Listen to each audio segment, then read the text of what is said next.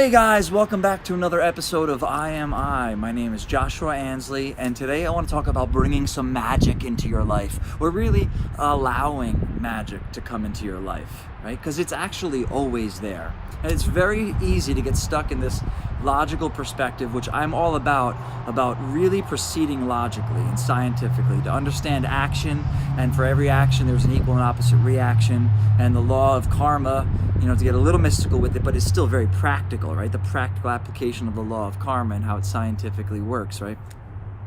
But there is some also surrendering into something higher that is outside of the logical mind, that is outside of this scientific way of just this and then that, if this, then that, right? Which is a beautiful understanding. But I think that as we take action in this world, we also have to surrender into some magic. And as I've been thinking about this week and teaching about it in class, I started to see some shit, different places. I started to see a magic shop that I'd never seen before, right? And songs come on called The Magician and shit on my Spotify playlist or whatever. And I'm like, oh, what is this? And is it coincidence? And it's not about coincidence. And I'm not saying it's some mystical fucking thing. It's what's been brought into my awareness. So now I'm becoming aware of the word magic as it shows up different places. So like when a psychic tells you, yeah, something's gonna happen around a yellow bicycle, you're gonna see fucking yellow bicycles everywhere, right? The yellow bicycles are always there, you're just never fucking paying attention to it.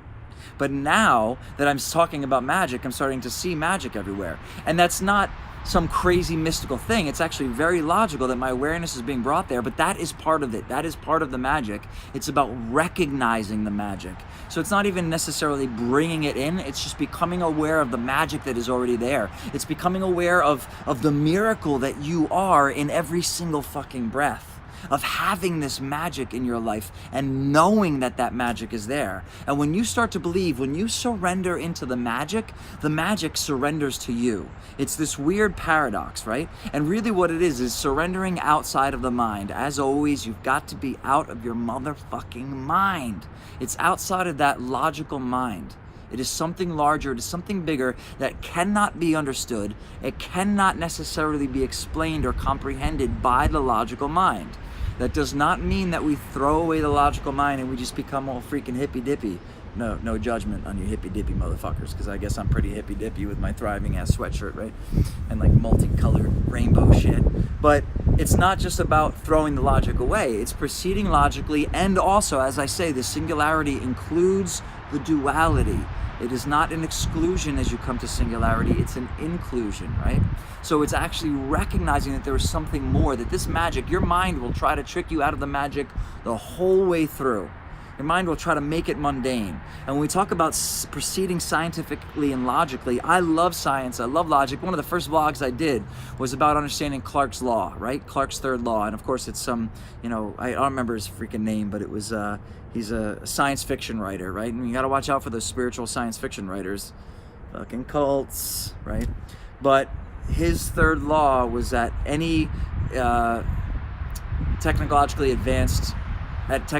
advancements will appear to magic, right? And it only appears as magic to those that do not understand. So when I talked about that vlog, I was talking about, the things that we have, these phones, everything that we take for granted, that we use every day, that it's not magic to us. If you showed it to somebody in the fucking bush 100 years ago, or even today's people still living in the bush, killing people with arrows as they come too close, right? When you show it to somebody like that, you would be a god. They would be absolutely miraculous, the things that you can do. And we're just like, yeah, whatever, it's no big deal, it's just technology. It's just technology. It's not, it's a fucking miracle.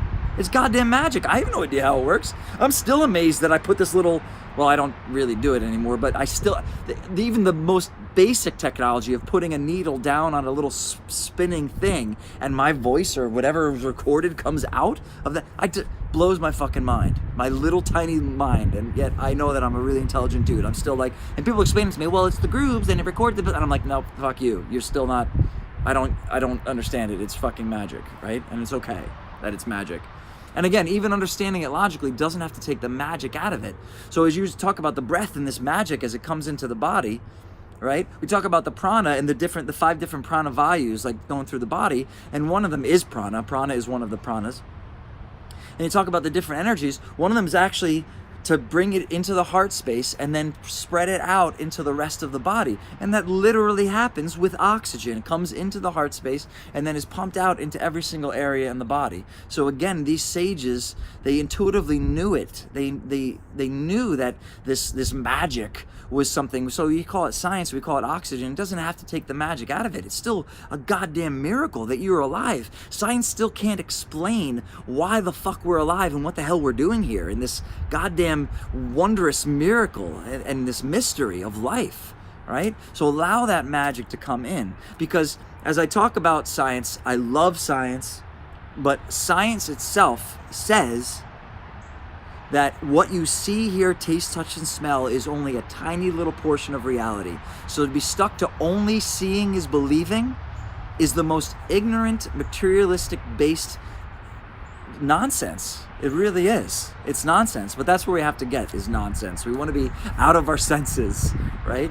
Something beyond the senses. Otherwise, we're stuck into this tiny little, only what we can receive are these receptors. And by the way, this is the most advanced piece of technology on the fucking planet. And there is magic that we have no idea about.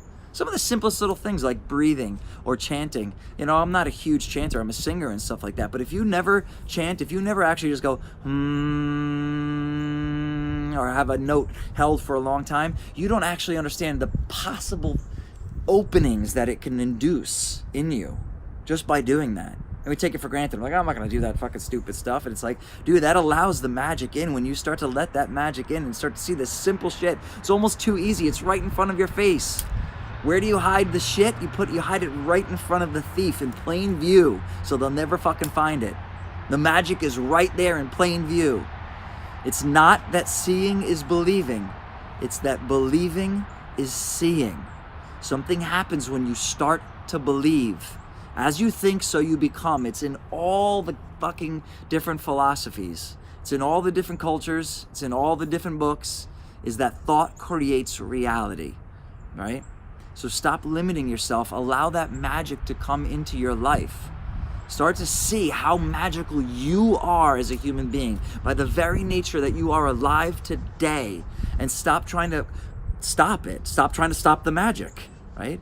The magic is everywhere. See it. Start to open up to it and allow it into your life. In Lakesha Lakin, I am you. You are me. Namaste.